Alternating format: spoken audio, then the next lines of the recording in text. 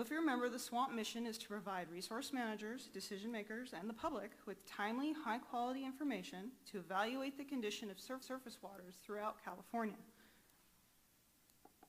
To support that mission, SWAMP has 3 strategic priorities: coordination, monitoring, assessment, and reporting, and that's that perennial streams and reference condition monitoring you heard about, as well as infrastructure, and that's what concerns me. Infrastructure has 4 main components, the first being quality assurance. That's your planning, setting objectives, and meeting those objectives. Information and data management, so you have centralized, robust, and accessible information. Documentation, resources, and tools. That's that standard operating procedures, the how-tos on how to look at your data and where to get it from. And education and training, all of which supports our field crews, from our planners, our scientists, and the public. So what's the point of providing infrastructure? To support the collection of scientifically defensible, comparable, and useful data. More importantly, to help you protect water quality and the environment.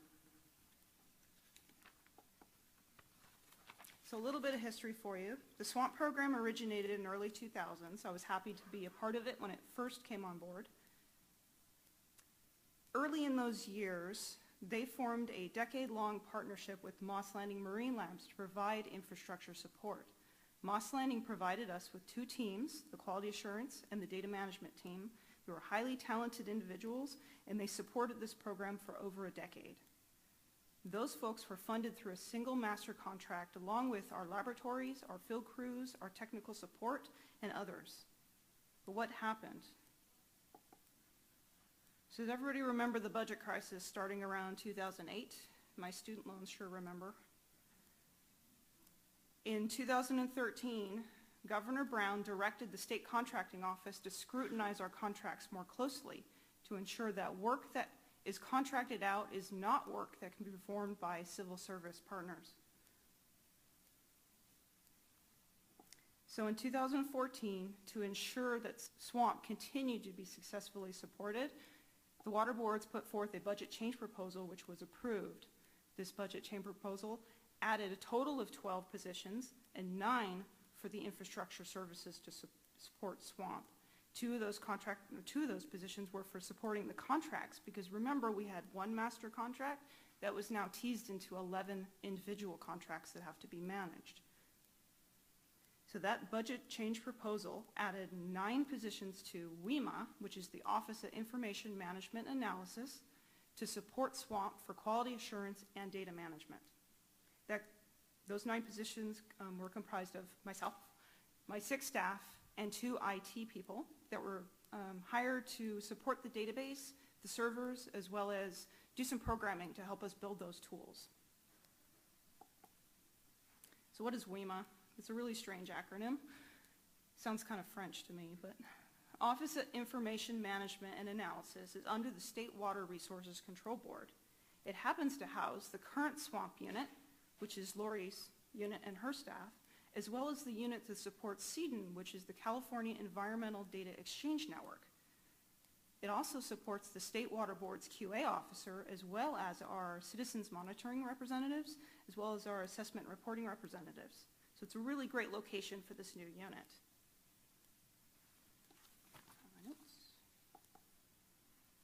So the new unit, how on earth am I going to organize a brand new unit that used to compose of 2 teams? I could do 2 teams of 3 and try to split the workload down the middle, maybe 4 data managers and 2 QA managers. The workload was more heavily shifted towards the data manager, so I might have to do that. But what about a centralized, integrated team? You know what, that sounds great to me. And here's why. If you look at the lifespan of monitoring, from planning, you're out in the field collecting samples, you turn those samples into the laboratory, you get your data back, what do you do with it? Every single step along this lifespan has quality assurance and data management aspects. SWAMP also has a plethora of unique data types, from chemistry, habitat, tissue, toxicity, field measures, microbiology, now that cyanotoxins are coming on board as a constituent of concern, as well as your benthic macroinvertebrate taxonomy and algae taxonomy. However, each data type has unique requirements, such as sample handling. Some are collected in glass, some are collected in plastic, some need to be refrigerated, some not. Quality controls, do I do a matrix spike? Do I need a blank?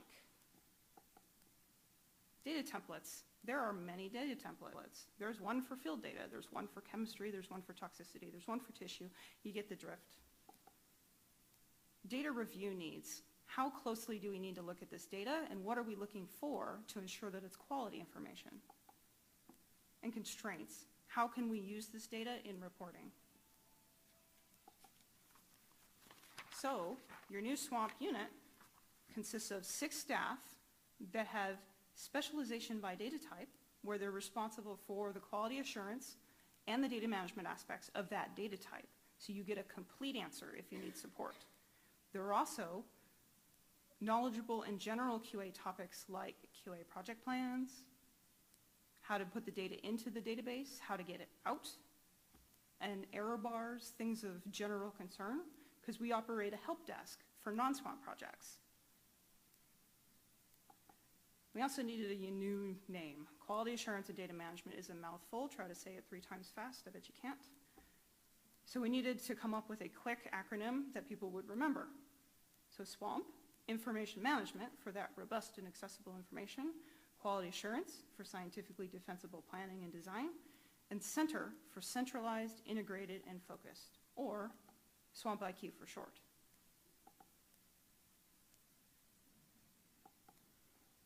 So our new unit's focus and vision is to provide that whole picture support, from planning to validation to reporting, to promote and support question-driven science, be a robust and accessible information source, promote comparable and useful data, as always with SWAMP, as well as support and do some development on those functional tools. So we are supporting the CSCI automation project, and we're working with IT to try and get it through. Or SWAMP IQ. We love the name, sorry. So what have we been up to for the past year? Well, the first priority was to get all the SWAMP information and quality assurance resources that were on the Moss Landing website over to the state board. So we copied them almost verbatim just to get them over and accessible. Next step was to install the SWAMP data management systems on the water board servers. Sounds easy, it's not. Microsoft products don't like each other. So we've been battling with the databases on the SQL, which is Standard Query Language Server, as well as the access systems that connect to it. So far, so good. They're running. They're a little clunky. Let us know if you can't query data out, because it's usually server overload. We needed to train all the new staff on the SWAMP data management processes, as well as hand off the day-to-day interaction from the Moss Landing team over to the state board team. No easy feat, but both teams worked together successfully, and we completed that handoff in May of 2015. And without Moss Landing, we wouldn't have been able to do it, so thank you to those folks. So just as a reminder, all of the former resources, templates, information that was on the Moss Landing webpage can now be found on the state board webpage. If you go to the SWAMP homepage and you go to the Tools tab on that little quick bar thing, click on Data Management Resources. We'll take you to our index, where you'll find our contact information, all the templates, all the SOPs, so on and so forth. More information that you probably wanted to know, but it's all there. So what are we doing now since May? Now that everything's transitioned over, our #1 priority is to maintain the day-to-day flow of the SWAMP program. So someone once told me that SWAMP data was like a fire hose coming in. What really happens is some days it's 2 files, some days it's 100.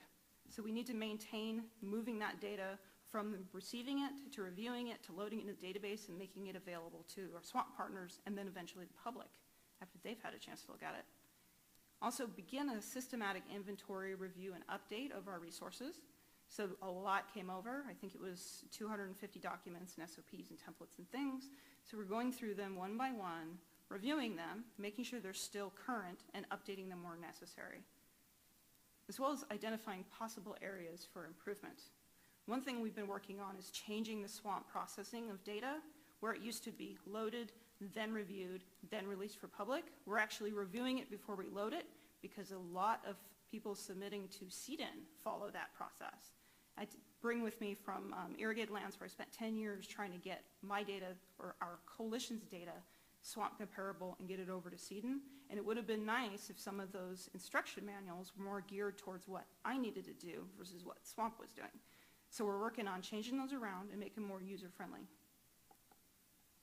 So new projects coming soon. So there are a couple of projects, we're working on a lot of projects, but only a few are probably of interest to you. One of them is a swamp website revision. So Michelle's going to give you an introduction to what the bioassessment webpage looks like now, and we're going to kind of follow that model and organize our website a little bit differently. And we hope it helps improve the flow of data, gets you more interested in all the different data types, as well as puts everything you need on one page for that data type. Additional projects coming soon. Swamp QA program plan. So the last time this one was published was 2008, and a lot has happened since then. So we're going to work on going through it, revising it based on the new processes. That's the process documentation updates. But some new stuff, we're going to put together a measurement quality objective framework. Now, measurement quality objectives are those quantitative measures of how good the data should be. It's usually the percent recovery, the reporting limit, all those boring things that tell you how good your data is.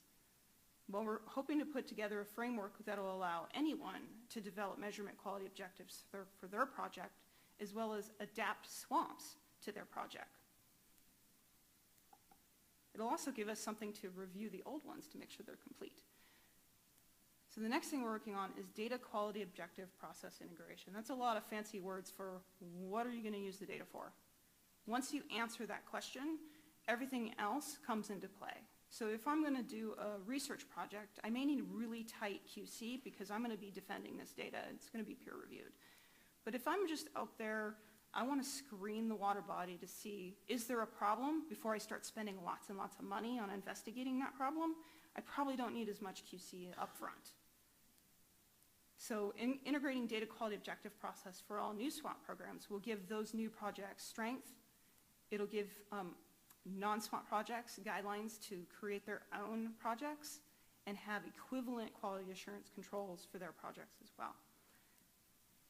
The last thing we're working on is SWAT comparability framework. Well, I've told you I've spent about 10 years trying to decipher what it means to be SWAT comparable, and it's high time we put together something that's easy to use, easy to understand, and know and be confident that the data that you're collecting is comparable to the SWAT program, and that data can be used for 303D, for defending in court, for research, for whatever you're using your data for. So we're going to work on that SWAT comparability framework to address some of the inconsistencies that we've been presented before with, oh, you just need a clap that looks like swamp, or just use our measurement quality objectives, you'll be like swamp. Well, really there's a whole lot more to it. And that's in your planning, in your collection using our SOPs, when you get the data back, how well do you look at it? And when you turn it in, where does it go? Seton. So without further ado, I'd like to introduce 6 amazing staff that were brought on board in November of last year. These folks will be coming up and briefly introducing themselves, as well as some of the things that they're working on that you may be of interest in. So we have Mark Petta working on field measures, Candace Hines working on algae taxonomy, Tony Marshall, you'll probably recognize her, working on BMI taxonomy. We also have Marissa Van Dyke on microbiology and toxins, Kim Pham, chemistry, and Brian Ogg on toxicity and bioaccumulation.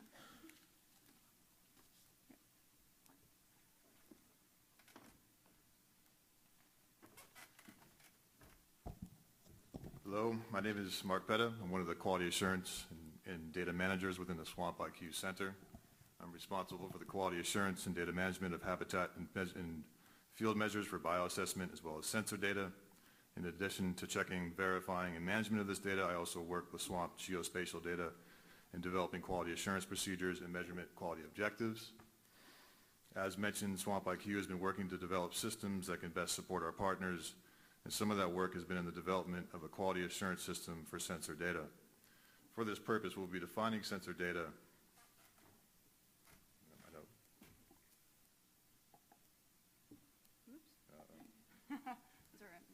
There we go. Okay. Apologies. So for this purpose, we'll be defining sensor data as any that comes from instruments measuring water quality from handheld probes to deployable devices. This sensor data is collected throughout SWAMP for use in a variety of projects. These projects range from data collected to measure attainment of ecological condition objectives to accounting for natural variation and expected biological assemblages, as well as to identify watersheds to prioritize protection efforts. SWAMP IQ plans to initiate an effort for developing a statewide quality assurance system that will coincide with similar efforts on the federal level. Informed by a recent federal EPA work group focused on sharing continuous monitoring data, SWAMP IQ will be establishing a work group of its own to develop this statewide system and will be seeking partnerships with other agencies within the state for this purpose.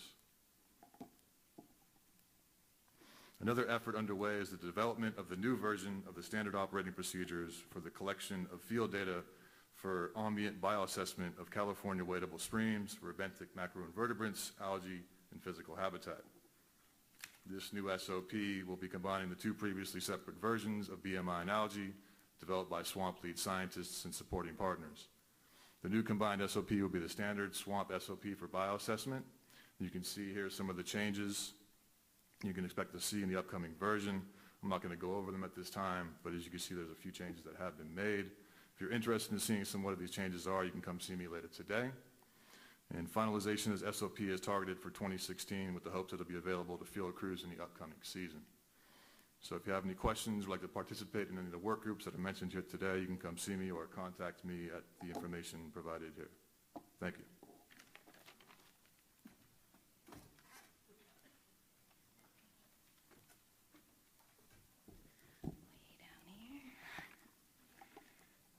Can you guys hear me?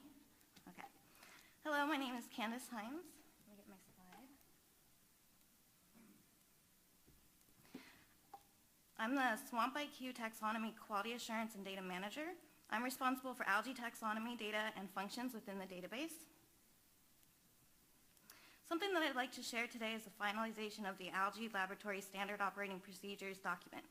It was written by our lead scientist of the California Primary Algae Lab at California State University, San Marcos, and associated partnerships. Sorry, I'm nervous. This SOP describes methods for laboratory processing, identification and enumeration of soft-bodied algae and diatoms. It includes procedures for quality assurance and quality control, harmonization, and reporting to SWAMP. This document is now posted and available on the SWAMP website. The development of a document outlining internal and external QA/QC lab procedures will be a priority for 2016. Another thing I'm involved in coordination with the San Marcos lab, is the development of an algae taxonomic group. The group named CFOG, or California Freshwater Algae Work Group, will consist of a handful of nationally recognized taxonomists with expertise in diatoms and/or soft-bodied algae. The purpose of the group will be to develop and improve standard taxonomic procedures, QA/QC methods, and harmonization practices, to provide annual scientific and educational taxonomic workshops, and to overall support and educate the bioassessment community. Here's my contact info. Thank you.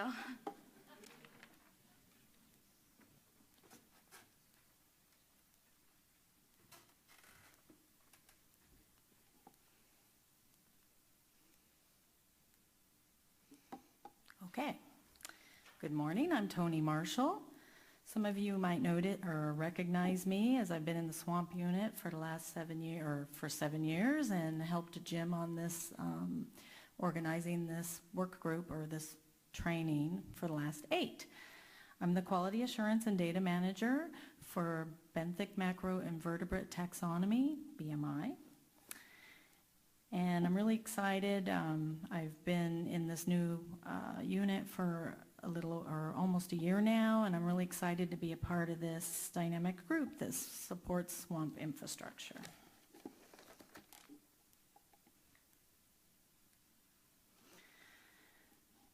So SWAMP recently released this SOP for external quality control of benthic macroinvertebrate taxonomy data, which is located on the SWAMP website. And this SOP was written by our lead scientists with contributions made by several people who are probably in this room today. The goals of this SOP and external QC are to ensure that taxonomic IDs produced by multiple labs are consistent with standard effort, and also to provide quantitative measures known as MQOs. This additional measure of validation allows end users to evaluate the quality of the data. This direct evaluation of data quality is critical when monitoring data are shared among regional, state, and federal programs for combined assessments, which is a common use of swamp data. So having this guidance in place is part of an active effort of continued support of the expanding swamp bioassessment program.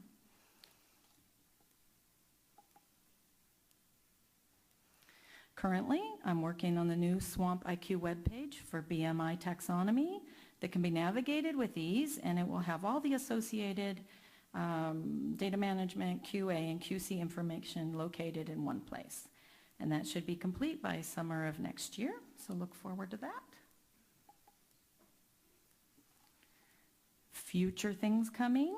In the future, we plan to work on adapting the SWAMP database to accept QC data for BMI, and also we'll work on tools to help facilitate the use of the SOP for external QC and BMI data. So I look forward to working with you and hope you guys enjoy your 2 days here at CABW. Thank you. This is my contact information.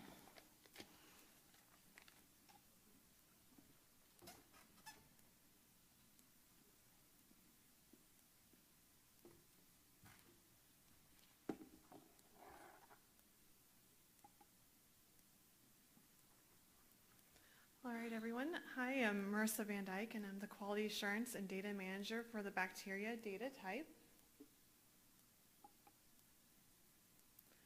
So the Bacteria Data Type includes data coming from various different types of tests for fecal indicator bacteria, for pathogens, and also from the analysis of toxins that microorganisms can produce. We recently developed new measurement quality objectives specifically for cyanobacteria toxins in water and tissue samples. These will be expanded soon to also include sediment samples and additional cyanotoxins. I'm facilitating some work groups, so please feel free to contact me if you're interested in either of these. My contact info will be again on the following slide. First work group is for the California Cyanobacteria Lab Network, which is a group focused on improving the analysis of cyanobacteria and toxins and improve the data quality and interpretation. A new work group that will begin soon will focus on microbial source tracking data. This data type's obtained from quantitative PCR methods. It's a tool to identify the sources of bacteria in the waterways. The work group will organize how to store this data in the databases and as well identify its quality needs. An additional tool we'll be working on is the Measurement Quality Objectives Framework. This will provide structure and quality needs that should be considered when reviewing and updating all of the swamp measurement quality objectives. And for this bacteria data type, all of the tools and guidance documents are going to be put together into Swamp Bacteria webpage, which will be expected in the summer 2016. And again, here's my contact information, and I'll be here for the rest of the day. In case you have any comments, please feel free to come speak with me. Thank you.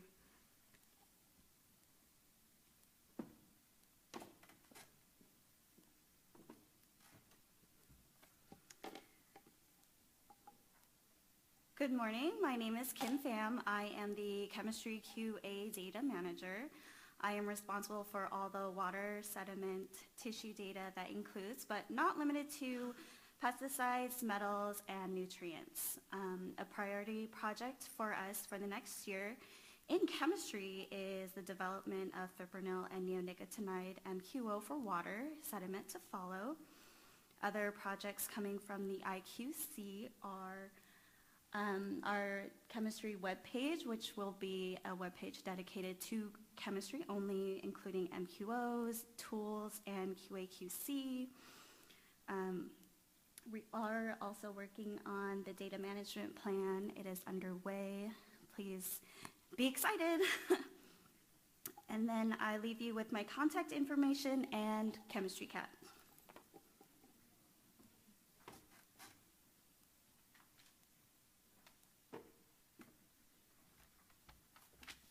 chemistry cat is a tough act to follow, but I will try. Good morning, my name is Brian Ogg. I'm the Toxicity Quality Assurance and Data Manager for the Swamp IQ. In reference to water quality, the word toxicity describes the negative impacts of one or more pollutants upon aquatic biota. And while the effects of a single pollutant remain relatively uniform for a given species, the magnitude of pollutant combinations varies, producing additive, synergistic, or antagonistic effects. That is to say, the toxic impacts of these combinations can be equal to, greater than, or less than the sum of the individual constituents. Furthermore, contaminants can produce short-term acute mortality or longer-term chronic effects, such as reduced growth or reduced reproduction. These impacts are measured by toxicity tests that typically subject laboratory-reared organisms, though they may use wild-caught organisms as well, to effluent samples or sediment samples, or in the case of swamp, ambient surface water samples. After a predetermined amount of time, the results are then compared to a control and analyzed using hypothesis tests or point estimates. In order to determine the quality of ambient toxicity data, SWAMP utilizes measurement quality objectives that establish acceptable test conditions. These MQOs address both freshwater and marine test methods, and they're nearly identical to the promulgated EPA test methods used to regulate wastewater discharges. And it is worth noting that SWAMP will be developing MQOs for the midge Chironomus dilutus. That's the handsome devil pictured there. These MQOs will play an important role in pesticide monitoring, as C. dilutus is sensitive to long-term exposures to the neonicotinoid imidacloprid, as well as exhibiting overall sensitivity to the phenylpyrazole fipronil and its degradants. In addition, we'll be revising SWAMP's toxicity web pages in an effort to consolidate the numerous regional toxicity studies. And we're also going to be updating the toxicity data management plan that outlines the business rules for toxicity data submittals. That's about it for me. Here's my contact info. Thank you.